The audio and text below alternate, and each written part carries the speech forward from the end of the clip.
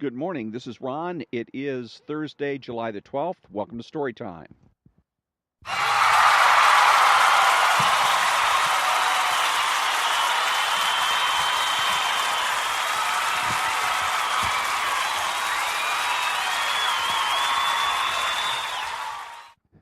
Thank you, thank you, thank you. This is Ron, your host, the only true conservative in the United States of America, because I'm the only one that makes the presumption for the status quo. So I was listening to Buck Adams yesterday on the radio. He's on the EIB network in the afternoons here in the LA area. And again, and it's not just Buck Adams, but others. He comes out and he says about the Kavanaugh nomination by Donald Trump. He comes out and he says that that we're dealing with he's concentrating on the reaction or the anticipated reaction of the left to this nomination, and it's he uses the words that we're dealing with some dark forces here, and it goes on and on for several minutes about the potential dangers, and it's kind of a very watch out and be on alert message. And it was frustrating for me to listen to this because listening to it things is extremely demoralizing. You got to ask yourself, what's the point? Why bother to vote Republican? Why bother to vote conservative? Why bother to vote for Donald Trump if you're not going to get any good news? If nobody is going to give you good news? This is where one of the biggest places that the conservatives, the right, aids and abets the left.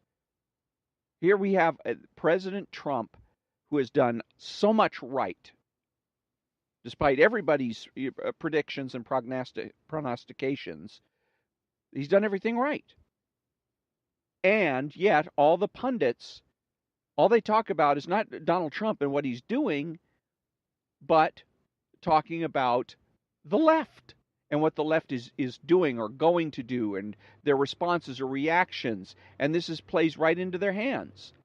The left is now seen as, and they shouldn't be, as a force, a potent political force. Because we concentrate on the fact that you had 5 protesters that heckled the Senate Majority Leader's wife, or something like that. Or there's 5 people that went and heckled another member of the cabinet, or because a restaurant wouldn't allow Sarah Sanders to eat in there because she's part of the Trump administration. All these negative things, and it's just demoralizing. I don't want to listen to it. I want to hear about all the things, and it would be fine, I suppose, if he was doing things bad and wrong, and he was not fulfilling his promises. But it's one after the other after the other. He's fulfilling promise after promise after promise. One of his big promises is to be an American, to be a proud American, and to stand up for America. And everywhere he goes, he does that. He's just got done having a conference in NATO, and he stood up proudly for the country and shamed world leaders. Didn't do this diplomatic thing where he smiles for the cameras and says, yes, everything's hunky-dory, and then you hope that behind closed doors he's going to mention and say, hey, you guys need to step it up here. He does it for the cameras. So he walks the talk. And but listening to, you wouldn't know it. You would think that we had Hillary Clinton for president when you listen to some of the pundits, particularly in this case, Buck Adams. It's demoralizing, and it needs to stop. It should have stopped years ago. We won. Okay? That's that. There's nothing that the left can do. They've been losing and losing and losing since, 2010? 2008, Obama won the first election, won again in 2012. But other than that, they lost the House, then they lost the Senate. They've been losing seats in state houses and governorships across the country. And yet, if you listen to a lot of the pundits, you would think that the Democrats were in charge. They're not. They're not in charge. They have no power. Kavanaugh is going to be um, confirmed. Okay, I'm loath to make predictions because it's one of the things that the left likes to do so much as a way of shaping reality, to encourage people to try to shape reality and to try to think that reality is actually shapeable. But I'm going to go ahead and make the prediction because there's nothing the Democrats can do. We go through this every time. The last time that President Trump nominated somebody, we went through the same teeth gnashing. Oh my God, what is the left going to do? What is the left going to do? You know what they did? Nothing. They whined and complained. They did the same thing in terms of suggesting, well, we should put it off. We should put it off till after the election. They're doing the same thing now. Put it off until after after November's election. Put it off. Somebody even said, I think it was Adam Schiff, that we should put it off until after the Mueller investigation. So then all they have to do is just make sure the Mueller investigation is dragged out for another 2 years. No, it's not what we need to do, and it's not what we're going to do. It's not what he did last time. He's going to go ahead and make sure that he gets the Republicans are going to make sure he gets a vote, and sooner rather than later. The idea of him being able to get on the Supreme Court so they can start hearing new cases in October. So this coming October. And what happened last time was, again, a lot of gnashing of teeth about, what are the left going to do and what happened? The man was confirmed. And so that's what I see here with Kavanaugh. That Kavanaugh is going to be confirmed. There's going to be a lot of people on the right. Oh, we got to watch out. We got to watch out. For what? What are they going to do? There's nothing they can do. The Democrats have no power. That's all there is to it. Okay, so now we did have a pundit that got it right. And again, credit where credit's due. When pundits on the right get things correct, I'm going to say so. When they get it wrong, I'm going to criticize them. I'm going to tell you why it was wrong, what they should have done. In this particular case, this particular pundit got it right. When we come back.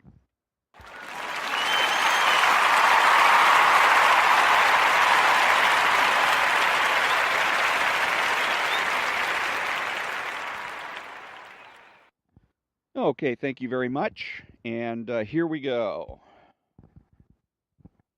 Trump is winning. He's succeeding. His agenda is being implemented. His poll numbers are creeping up. Contentment, satisfaction in America on the rise. They're losing everywhere they turn. But there's going to be internecine warfare here on the left before all this is said and done, because they're going to continue to fail. They're going to fail, and it's going to be hard to accept because the techniques they're going to use are techniques they've used to win in the past. And they're going to bomb out. The one thing above all else that really, really matters today is that Hillary Clinton is not making this selection for the next person to be the next justice of the United States Supreme Court. Above all else, she is not the person making the selection.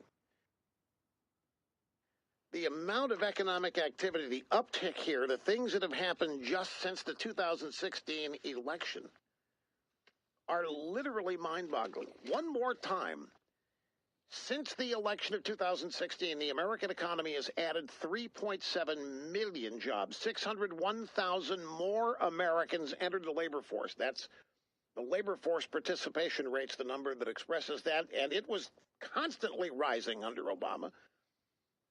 People dropping out of the workforce, the labor force at record levels. Now they're coming back. Now they're getting jobs. Now they're going back to work. The Democrat Party calls this very reckless. Trump economics is working, and it is sustaining. Martin Sheen and Alec Baldwin. Okay, so that was a few clips from, of course, Rush Limbaugh. Rush Limbaugh gets it right. It plays off of my monologue about complaining about pundits that are spend more time wringing their hands, even though Republicans and conservatives continue to win, and Trumpists too, because Trump supporters or candidates that are Trump-like or support Trump are not exactly what you would consider conservative today. If you're considering conservatives to be people that follow the left's guideline for what it means to be a conservative, i.e., anti-abortion, anti-environment, et cetera, et cetera. So, but he's getting it right here in saying, skipping all the negatives and the hand wringing. Oh my God, what is the left going to say? And basically, he says the left's a failure. The left's washed up. Who cares? Who gives a rat's ass what the left has to say about any of this? They're irrelevant. They're politically irrelevant. They have no power. And again, and the other part of it that was excellent was saying, hey, let's remember, folks, you want to gnash your teeth and all that. Push comes to shove, even if Kavanaugh doesn't get, for some reason, some fluke, he doesn't get onto the Supreme Court, Donald Trump gets another shot. And let's remember that and be glad that Hillary Clinton is not the one making the selection. Okay? So as long as Donald Trump is president, we got little or nothing to worry about.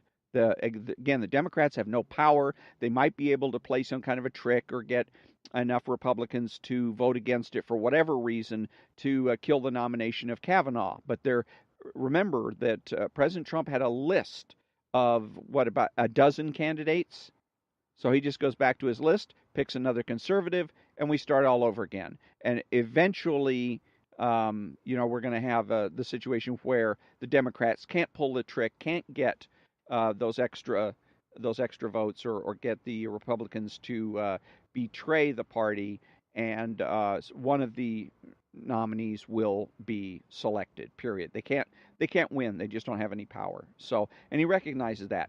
And then the last clip where he's basically talking about and reminding people, hey, why are you gnashing teeth? And, even if there was an issue and you want to be afraid about what's going to happen with Kavanaugh, think about what this president has done already, what he's done with the economy.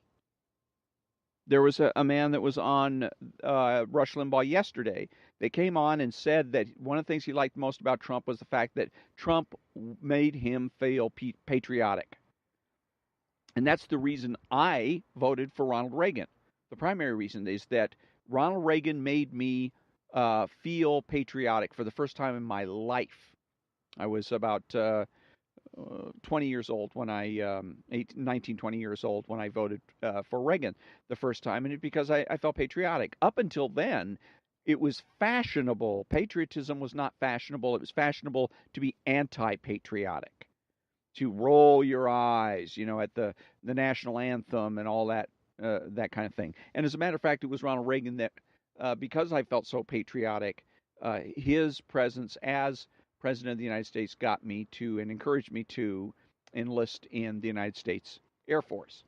So, and then that's the thing that you got going with Trump. Trump is as this man was saying on Rush Limbaugh's show yesterday, another president who makes you feel proud to be an American.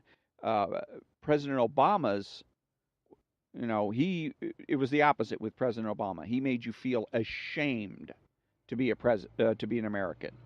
And I don't want to feel ashamed. I don't want to walk around feeling ashamed to be an American. We haven't done anything worth being ashamed of, at least not lately. And whatever mistakes that we've made, we have corrected them. Slavery, Jim Crow, we've paid for those mistakes, and we've corrected them. But like I said, the point is that if nothing else, Donald Trump makes you proud to be an American again, and that's something pretty special. And so Rush Limbaugh recognizes this. He's starting to recognize that the best defense is a good offense. Let the left say whatever they want. 99.9% of the time, it's an arbitrary claim. So you ignore it, and instead of dealing with their arbitrary claim, you state the positives. You just come back and say, don't forget. This is what the Trump administration has meant to America. These are the jobs, the lowest unemployment rate for anybody in decades, a 4% growth rate for the year projected, et cetera, et cetera. So, again, best defense is a good offense. Concentrate less on what it is the left is doing and concentrate more on what the administration and conservatives, false, true, or otherwise, are doing. Okay, so when I come back, I'm gonna do a little of the New York City cab drivers joke book.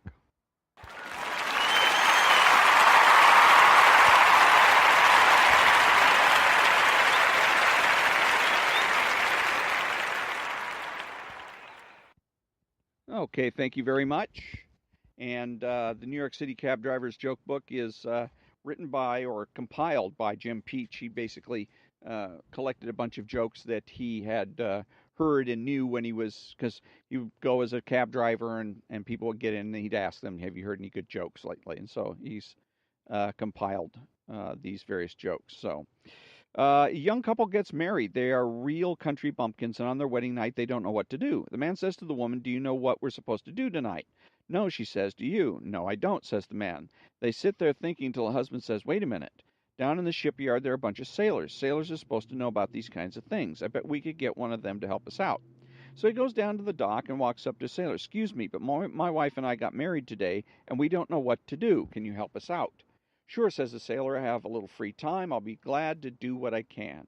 So the two men go back to the hotel room where the wife is waiting. The sailor takes one look at the beautiful wife and immediately says to the husband, all right, here's what you should do. Then he takes out a piece of chalk, and on the floor he draws a circle. He says to the groom, now you stand inside the circle and watch. No matter what I do, though, don't set foot outside the circle. Okay, says the man. So the sailor goes over to the bed and makes love to the wife. When he's finished, he looks over at the husband standing inside the circle. The man is standing there giggling. What are you giggling about? Asks the sailor. The husband says, I stepped out of the circle twice, and you didn't even notice. And on that note, we come to the conclusion of another episode of Story Time. Thank you very much for listening, and have a great day.